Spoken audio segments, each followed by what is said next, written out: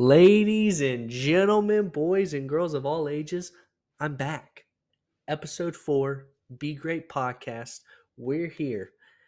It's a special episode for a multitude of reasons. This is the episode for the SEC preview. That's one reason to be happy. But it is also the episode for a week where we get college football returning. Saturday, we have week 0. We have Florida State, Georgia Tech. We have SMU, Nevada. This is a special week. Here's what we're going to do. First, we're going to go over SEC preview. That's kind of all I have on the schedule for today's episode. Then later this week, there will be another episode. I'm hoping to upload it on Friday. And that will be the Big 12 preview, plus Florida State versus Georgia Tech preview and prediction. I'll probably give a prediction on SMU, Nevada too, maybe a little preview there as well. But mainly Florida State, Georgia Tech. And then we're off to the races. On that episode, I'll tell you what the 2 episodes next week are going to look like. For week 1, I just hit my mic. I'm so excited. For week 1. Sorry, Mike, I didn't mean to hit you. But I'm excited for this SEC preview because this is my conference. This is the conference that I grew up in. This is the conference where, I went to school with a team in this conference. Conference that I pay the most attention to, the conference that I watch the most. I live where this conference is at in the country. So this is very special. Categories are the same. Worst team, most disappointing, most surprising, dark horse, conference championship game, and the conference champ. Whew. Let's get started, shall we? Worst team. I think this is probably, of all the categories, of all the conferences, this is probably the easiest one to do every single year for the most part. We all know who it is. It's Vanderbilt. Let's look at Vanderbilt's schedule. You start off with a game at home against Virginia Tech. That's a rough start. It's an interesting out-of-conference game, but Virginia Tech's too talented. They should be ranked in the top 25 preseason AP poll, in my opinion, but they're not. Alcorn State will give you a win. Georgia State is a solid team, and you're at Georgia State, but we'll give you the win. Missouri, loss. Alabama, loss. Kentucky, loss. Ball State, I'd give you the win. Texas, loss. Auburn, loss. LSU, loss. Tennessee, loss. Now, I skipped over a game because this is actually a sneaky one that I think you could pull out. And it's a home game against South Carolina. Now, South Carolina is not going to be mentioned in any of these categories because, they are irrelevant. In every aspect of the word, they are irrelevant. And I don't think they're going to be good at all this year. And so I think that's a winnable game for Vanderbilt. So I think at best you win 4 games, but most likely you'll win 3, which is per usual for Vanderbilt. And it's a real shame you don't get a Mississippi State or an Arkansas on the schedule because then I'd give you a real chance. But it is what it is. Next, most disappointing. Now, this is where it gets explosive because we know I know the SEC, I know SEC fans, we all do. Very passionate group of people, very emotional group of people. But I feel as if I have to be honest as I can. And I also try to be as unbiased as possible. With that being said, for most disappointing, I have the Alabama Crimson Tide. And I just want to clarify this is not me saying, and you'll see when we go through the schedule, this is not me saying Alabama's going to go 6-6. This is not me saying Alabama's going to go 7-5. But with Alabama comes expectation.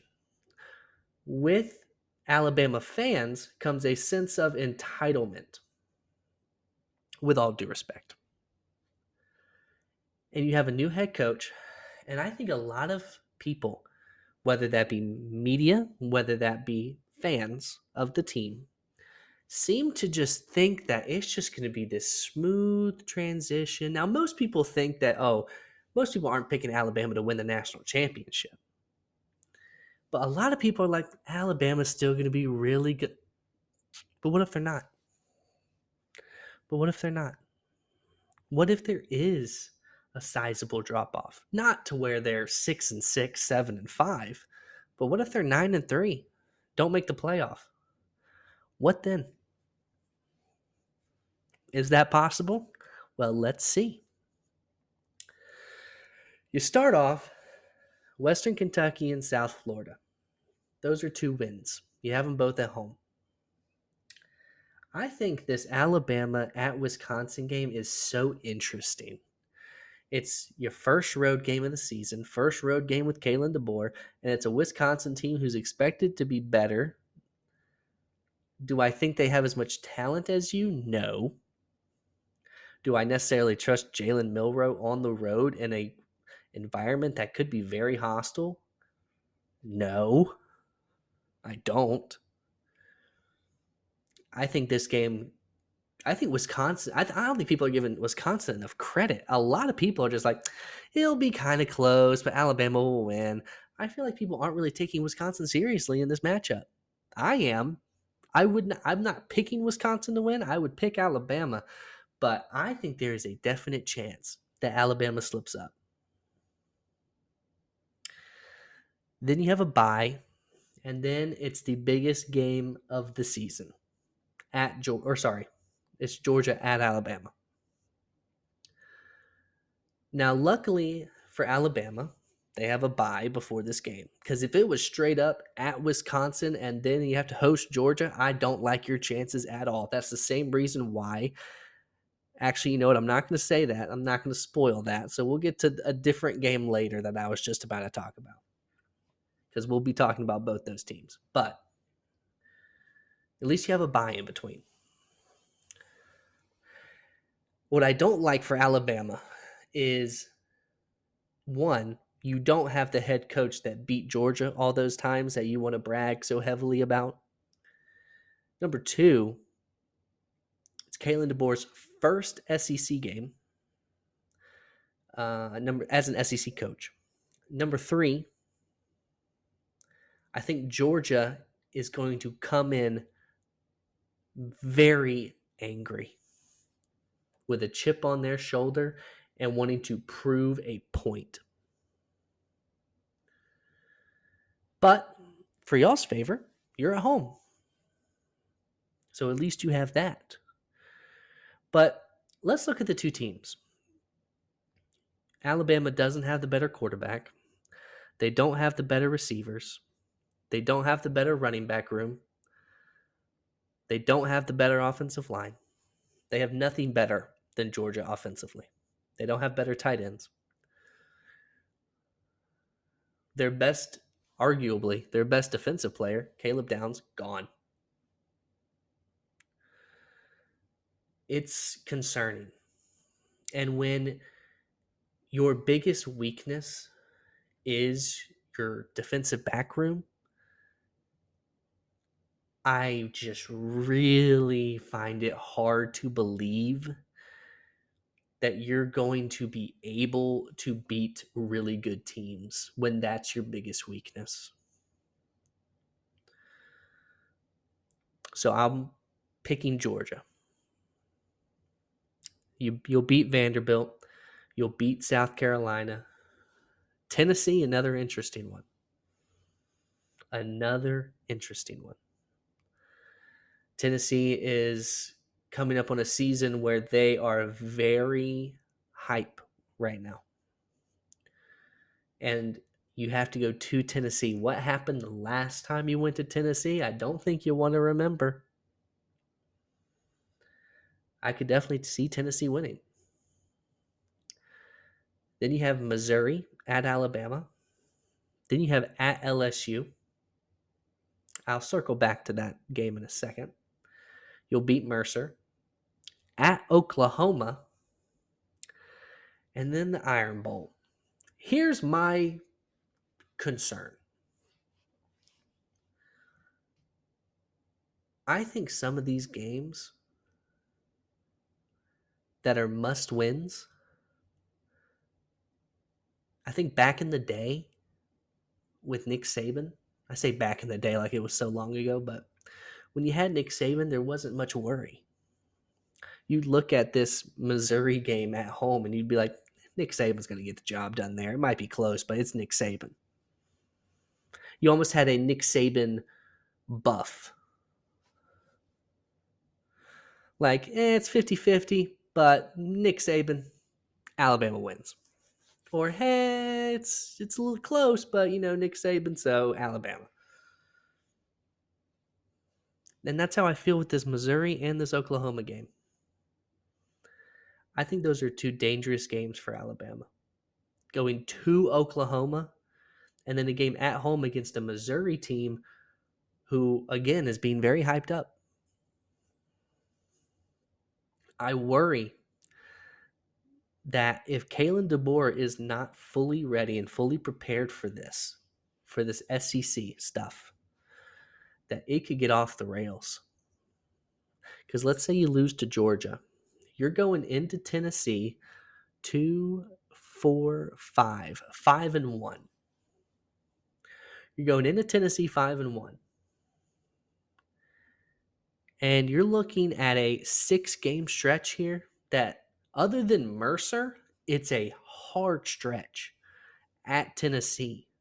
I mean, look in that last 6-game stretch, you have an at Tennessee, an at LSU, an at Oklahoma, a ranked Missouri at home, and the Iron Bowl. That's rough. I think there's zero chance you go 6-0 in that stretch.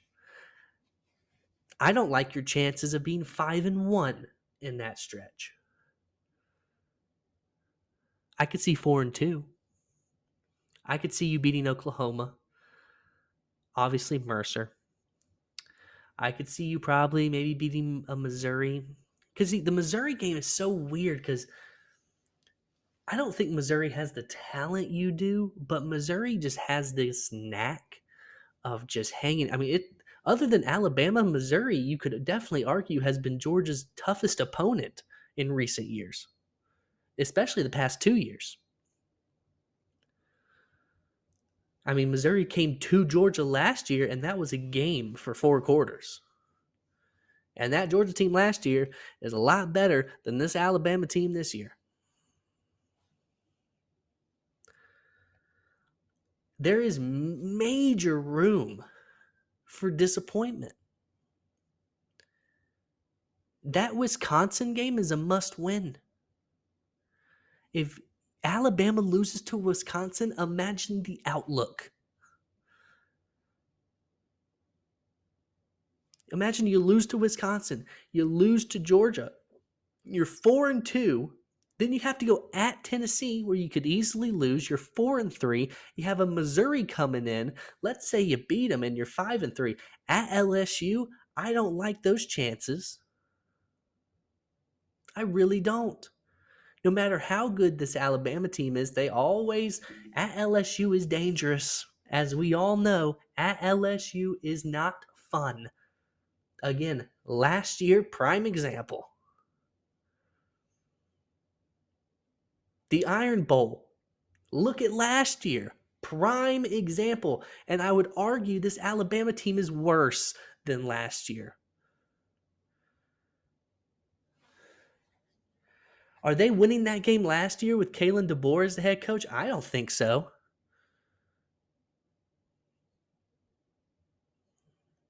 Just all these things that are going against Alabama.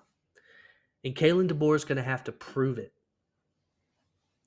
often this season. I just think there's major room for disappointment. Most surprising team. I have Texas A&M. You know, it's weird how narratives change once you get a different head coach. People hated Jimbo Fisher so much, and he was so trash. And every year, Texas A&M was hyped up because of Jimbo Fisher and because of how good his recruiting classes were. And now you bring in Mike Elko, which I really like the hire. And all of a sudden, it's almost like this time we're not hyping up Texas A&M before the season. And it's almost like we're kind of downplaying them. Like, yeah, it's Texas A&M. They'll be all right. What if they're better than all right? I don't think this team makes the playoffs. But what if they're better than just all right? You know how we do this. Let's go through the schedule. McNeese State, dub. I've mentioned that at Florida game ad nauseum because I've talked about Florida way more than I want to. It's an important game. It could be a very important early win for Elko. Bowling Green, dub. Arkansas, dub. The Missouri game's going to be a good one, but you're at College Station at Kyle Field. It's always a hard place to play. Mississippi State, dub. You have LSU, but guess what? You have them at home. Your 3 hardest games on this schedule are all at home. You know how I like to do these things. It's not just about the roster. It's not just about the team. It's does the schedule lend them an opportunity to be better than maybe their roster says they are, and vice versa. Does the schedule not allow them to be as good as their roster says they are? It works together in harmony. Texas A&M, I think, has a decent roster, but their schedule lends that they are going to have a way better record than people think and that their roster says they're going to have. Because let's say that they lose to Florida. Let's say they lose that Florida game because it's at Florida, right? And like we've said, Billy has to have it. So you win McNeese State. You lose to Florida. That's 1-1. Bowling Green, that's 2-1. Arkansas, 3-1. You have Missouri at home. Let's just say Missouri wins because they have more talent than you, right? So you're 3-2. Mississippi State, dub, 4-2. LSU, that's a tough one. Let's say you win because Texas A&M and LSU have this weird dynamic where it doesn't matter how much better than Texas A&M LSU is, it's always close, and I don't know why. And it's at Texas A&M. So you're 5-2. South Carolina 6-2. New Mexico State 7-2. You're 7-2 going into these last 2 games. One of them, now look, they're not an easy last 2 games. You're at Auburn, which is never fun, and then it's the rivalry game, Texas, but you're at home. I'd probably say you beat Auburn, you lose to Texas. 8-4 is a tremendous first season for Mike Elko. Tremendous. That is 100% something to hang your hat on. Like, I did this This is what I did. Did I count that right? I just realized. I was like, this schedule doesn't look right. I'm missing something. This sounds way too easy. The Notre Dame game. Kind of important. I was like, I swear Texas A&M faces another hard opponent. It's Notre Dame. And again, I've talked about this. I don't think on here, but I've talked about this before. That game's winnable for Texas A&M. I don't think I'd pick them because I think Notre Dame is a lot more talented. But that would still leave you at 8-4. Because I was looking and I was like, 8-4 does not match up to how many games I'm looking at. I had to scroll up. But again, 8-4 would be a great season for Mike Elko in Texas A&M. Dark horse. I think there's multiple options here you could go with. I think Missouri's a popular one. Tennessee is probably a popular one. I wouldn't count Texas as a dark horse. Georgia's obviously not a dark horse. Bama's not really a dark horse. Ole Miss, I wouldn't even really say Ole Miss is a dark horse. But I think Missouri and Tennessee are probably the two most popular dark horses that people name. Not for me. I'm going with LSU as my dark horse for a number of reasons. Number one being, I don't think the schedule's that hard. Number two being, I think a lot of people are downplaying how good this LSU team is going to be. And look, I get it. Their defense was honestly one of the most painful things I've ever seen. And they lost Jaden Daniels. They lost Malik Neighbors. Both first-round picks. They still have Harold Perkins. They still have two amazing offensive tackles in Will Campbell and Emory Jones Jr. I mean, they have a tremendous offensive line. And Nussmeier, not a bad player. Is he as good as Jade? Probably not. He doesn't need to be. I think this defense is going to be better because it can't be much worse. But what does the schedule say? You have USC in Las Vegas. I think that's a very interesting game. It's going to tell us a lot about both of these teams. But I will pick LSU. Then you have Nichols.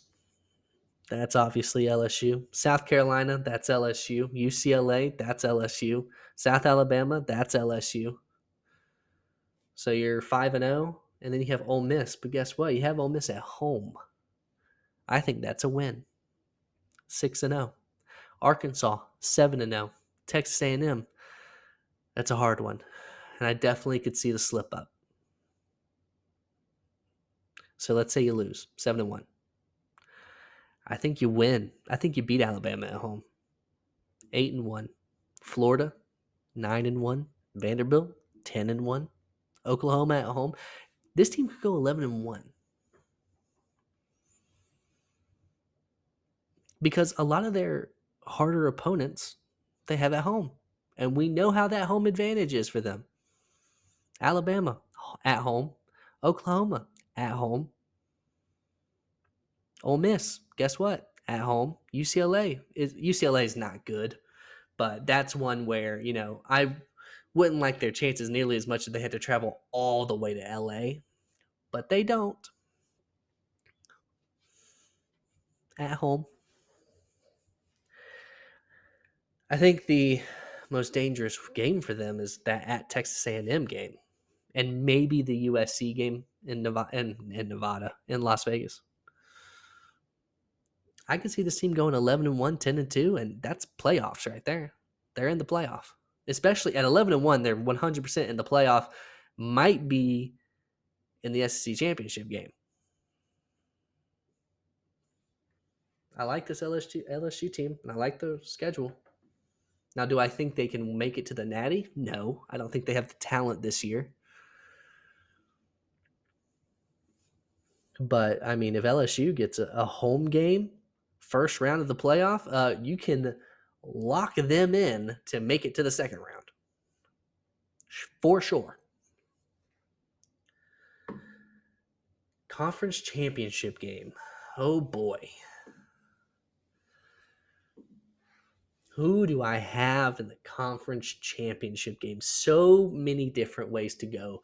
I've watched so many podcasts of people previewing the SEC, and I've seen so many different outcomes. Georgia is usually a constant, but it's that second team. I've seen Texas, I've seen Alabama, I've seen Ole Miss, I've seen Tennessee. But what do I have? That's the real question, because that's all that really matters. What does Grayson have? Because I'm 100% accurate. I have Georgia. I think anyone, I think you'd be an idiot not to put Georgia in it. I think you're being ignorant if you don't. And I have them facing Texas in the conference championship game. I think these are the two best rosters in the SEC. But let's go through the schedule. And I will say, I think LSU has a real chance to be playing Georgia in the SEC championship game because Texas has a harder schedule and I think has more opportunity to slip up than LSU does. But first game is Colorado State. I think Texas wins. Then you have at Michigan, which again doesn't really affect if they go to the conference championship because it's not a conference game. But I think Texas wins that game anyways at Michigan. Michigan, I think, is going to have a down year. UTSA is dangerous. Just let me tell you this right now. Do not play. But I have Texas. Louisiana Monroe, they're terrible. Texas. Mississippi State, terrible. Texas. Oof. And then it's just two games right here. The Red River Rivalry or Red River Shootout, whatever they're calling it these days. And then the very next week, Georgia. I hate for Texas that those are back to back. Hate it. But they are. And I think there's a real chance you go 0-2. That Red River Shootout is a crazy game. It always is. And Oklahoma seems to have their number recently. So, I mean, we'll have to see if they have it again.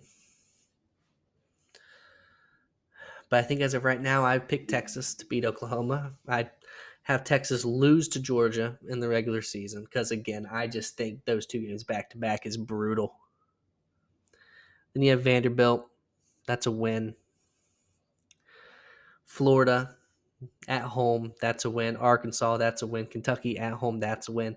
And then I think the Texas A&M game is dangerous because it's a renewed rivalry game, and you're on the road. Don't love that. Because here's my thing. I think Texas could very well go 9-3, losing 3 SEC games, which would be, I think, for Texas fans, disastrous. And in that case, it'd be Georgia LSU. But what I think Texas's only loss will be to Georgia. And then I think they will rematch in the conference championship game. And I think they'll lose again to Georgia. Because in my opinion, if you're not going to beat them at home, are you going to beat them neutral site? I don't think so. And people can make the argument that, oh, Grayson, you had Oregon beat Ohio State in the regular season, but then Ohio State got their revenge. Well, yeah, Oregon beat Ohio State because they were at Oregon. If that game was at Ohio State, I'd pick Ohio State. But it's not. Because I think neutral field Ohio State's better than Oregon. I think Georgia's just that much better than Texas, in my opinion. I don't think Texas can compete. But let's go to Georgia, who I have as a conference championship. Now, to clarify, This is my team. And it's hard to be put in this situation where your team is very good, which we all know Georgia is, and to also try and be unbiased because there isn't much negative things I can say about Georgia. So it makes me look like I'm being biased. But in my opinion, I'm just being realistic. But I guess once the season plays out and I'm right, people will just have to accept it.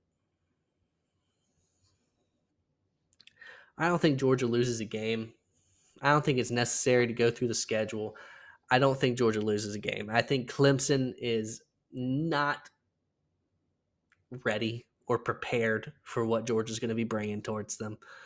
Then you have a cupcake, not a pancake. I'm not saying pancake this time. Cupcake. Kentucky, I think, will be a solid team, but they're just not good enough. Alabama, new head coach, lost so much. I don't think they're good enough. Auburn cannot beat Georgia at Georgia. They just can't. Mississippi State, no chance. Texas, I think, is the most dangerous game, but I just don't think Texas is going to be able to get it done. Florida, they're not good enough.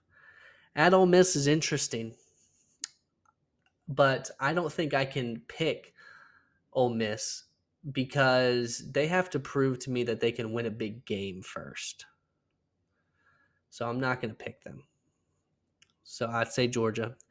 Tennessee, I think it'd be different if it was at Tennessee, but it's not. It's at Georgia, so Georgia.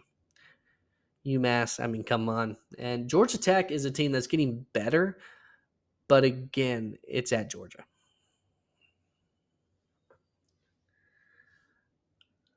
And then obviously, SEC championship game. You know, a lot of people like to say Georgia doesn't play well in Mercedes Benz, which I think is not fully true. It's more correct to say we don't usually play well in the SEC championship game in Mercedes Benz. But if you look at how we do in Mercedes Benz in general, we beat we beat Oregon by a lot in Mercedes Benz. We beat LSU in the SEC championship game. We scored 50 on them. We've beaten Auburn in recent memory in Mercedes Benz. I mean, we beat Ohio State in Mercedes Benz, right? I don't think I'm tripping when I say I'm pretty sure that was in Mercedes Benz. Didn't we play Cincinnati in Mercedes Benz? And I know we beat Cincinnati, but wasn't that in Mercedes Benz as well? I think it was. And then this Clemson game's in Mercedes Benz. Well, I'm pretty confident we're going to beat them. But and it's not that we don't play well in Mercedes Benz; it's we don't play well against Nick Saban. But he's not here anymore. But that's the SEC preview, and that is 100% accuracy. Just to let you know. Later this week, there will be another episode 555, where we're going to do the Big 12 preview, and we're going to talk Florida State, Georgia Tech in Dublin, Ireland. Week 0, we're finally here. We're so back. Next week, we'll have 2 more episodes. We'll be doing playoff predictions, week 1 game picks. We'll be reviewing the Florida State Georgia Tech game. Lot of fun stuff. I'm excited for the college football season to start. NFL will be starting soon. I'm not going to be talking about NFL on this podcast, but I am excited for the NFL. Fantasy football is ramping back up. It's an exciting time for us football fans. This time of the year, it's the best time of the year. I appreciate anyone who decided to stick around and listen. And I will be uploading again later this week, so I will see y'all then. Goodbye.